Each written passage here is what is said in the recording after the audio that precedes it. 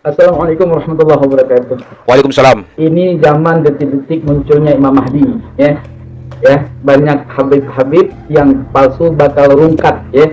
Rungkat. Berarti aneh keturunan dari Imam Zaid daripada Jalur Said Ahmad Al-Qusyasi mengungkapkan satu kata-kata, apabila kaum-kaum Ba'alawi tidak berani untuk mengadakan diskusi ilmiah secara terbuka dengan mengundang semua ahli-ahli nasab, maka saya prediksi 2035 Ba'alawi bakal rungkat di Indonesia, pulang ke Yaman. Nauzubillah wa na'udzubillah. Tetapi harapan saya adalah, ayo kita buktikan secara ilmiah dengan ilmu nasab. Wassalamualaikum warahmatullahi wabarakatuh.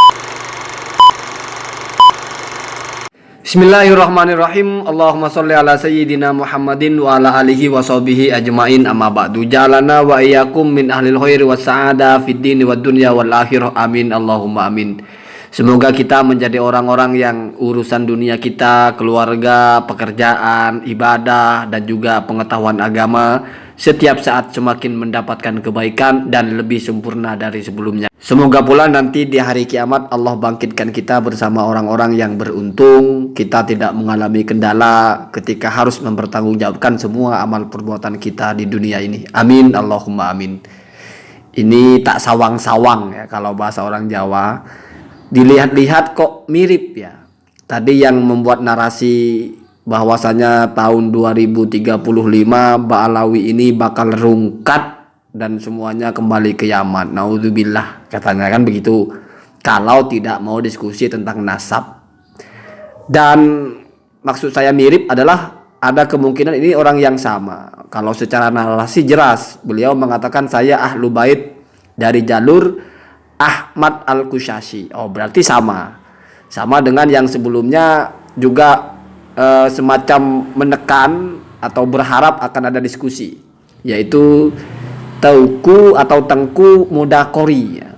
Al-Qusyasi Al-Fasi ya. Keturunan dari Cik Dipasi ya, atau Abdul Salam namanya, keturunan dari Ahmad Al-Qusyasi. Begitu. Kalau masalah rungkat itu kalau bahasa kita itu runtuh, ambyar atau bubar. Itu prediksi beliau. Kalau saya prediksikan enggak akan ya. Bisa kita lihatlah 12 tahun lagi. Ini kan sekarang 2023. Sebentar lagi kan 2035. Berarti kurang dari 15 tahun atau sekitar 12 tahun lagi. Tidak akan namanya runtuh begitu.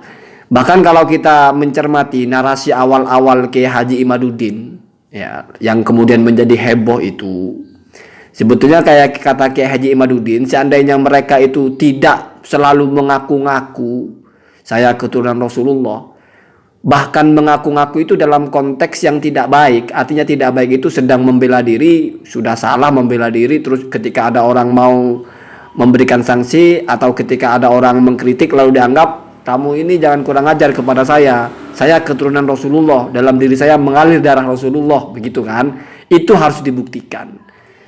Apalagi kalau misalnya dakwahnya itu berisi provokasi, dakwah yang mengajarkan kepada hal yang tidak baik, mengancam keutuhan NKRI, bawa-bawa nama Rasulullah, ada darah Rasulullah mengalir, maka harus dibuktikan. Kenapa? Karena narasinya dipersoalkan.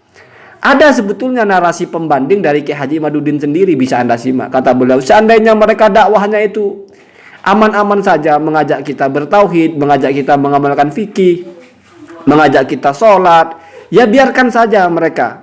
Walaupun mengaku habib, biarkan saja ya. Selama tidak ada mudaratnya. Masalah nasab sah tidak sah urusan mereka, itu ada itu. Jadi awal-awalnya Kiai Haji Imaduddin itu ya seperti itu sebetulnya. Memakai bahasa, ya biarkan saja begitu. Saya nggak mengadang-adang, Anda bisa simak ya. Bahkan sudah 2 kali atau 3 kali Kiai Haji Imaduddin itu sebetulnya sudah mau memberikan jalan tengah, yaitu ya sudah, mereka itu anggap saja mengikuti kaul yang marjuh dan masih boleh. Artinya kalau secara rojih yang paling kuat adalah tidak ada nama Ubaidillah itu, maka ketika ada orang yang mengatakan ada nama Ubaidillah, berarti itu dianggap pendapat yang tidak kuat karena menyelisihi yang sudah kokoh. Dan itu boleh diamalkan karena bukan dalam masalah halal dan haram. Saya masih ingat betul Kiai Haji Imaduddin menulis begitu. Bahkan membawa ibarah dalam kitab Hasyiahnya Al-Qalyubi.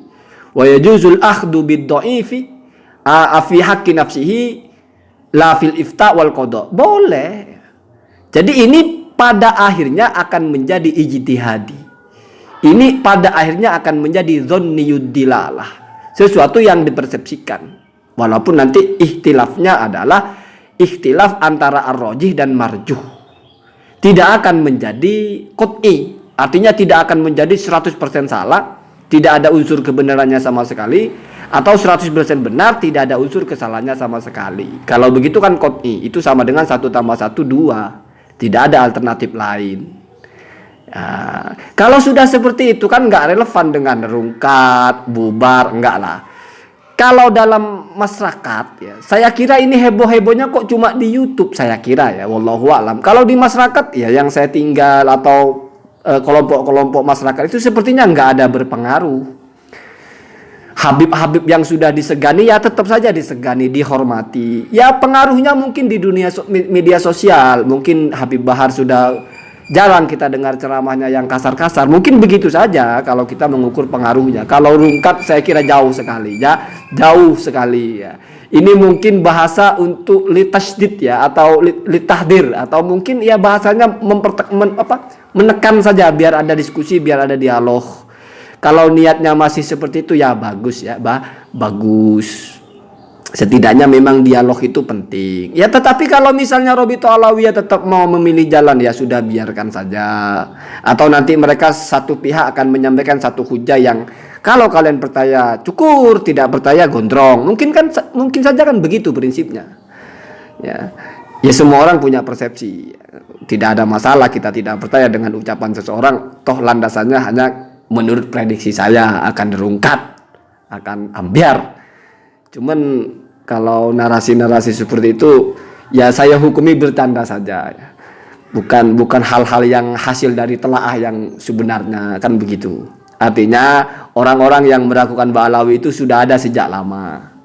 Bukan baru sekarang. Bahkan yang saya tulis dari Nakib Mesir itu sudah tahun 2010 itu sudah beredar tulisan di internet Ibtolu Nasabi Ba'alawi ya. Dan nasab-nasab yang lain juga sudah biasa diibtol, ditoon oleh pihak-pihak lain biasa. Tidak lalu rungkat ya. Ini suka musik dangdut mungkin ya, sehingga bahasanya itu mengadopsi bahasa judul lagu kalau tidak salah. Rungkat itu runtuh ya. Bahkan kenapa harus pulang ke Yaman ya? Memangnya kalau mereka bukan Habib tidak boleh tinggal di Indonesia tuh. Lagi pula kalau mau pulang ke Yaman dikiranya semua orang Habib yang asal keturunan Yaman itu punya rumah di Yaman, kan belum tentu ya. Ya itu lucu-lucuannya saja ya. Saya juga baru tahu ya. Itu video yang sebelumnya mungkin saya hakul yakin itu satu orang ya. Ini satu orang. Kenapa? Karena dari pengakuannya saya dari jalur Ahmad Al-Qushashi, Ahlu Bait katanya. Al-Husaini berarti sama toh. Dan kalau kemiripan artinya kita pakai ilmu apa namanya itu al-kifatuh ya, atau kemiripan tubuh, kemiripan fisik. Nah, itu kan juga dipakai dalam nasab. Ya, ini masuk sekali ya. Memang sangat mirip walaupun kemasannya atau custom apa bahasanya itu. Outfit lah kalau bahasa kekiniannya. Pakaiannya tidak sama. Yang ini agak tertutup, yang satunya agak terbuka. Begitu ya. Dan tetap saja saya menghukumi beliau ini di tengah. Jadi hanya ingin ada diskusi. Masih ada bahasa naudzubillah, itu kan bukan berharap berarti, tetapi takut ya. Takut itu terjadi. Kalau disampaikan alhamdulillah berarti kan berharap begitu ya. Allahumma hadina hada sabil.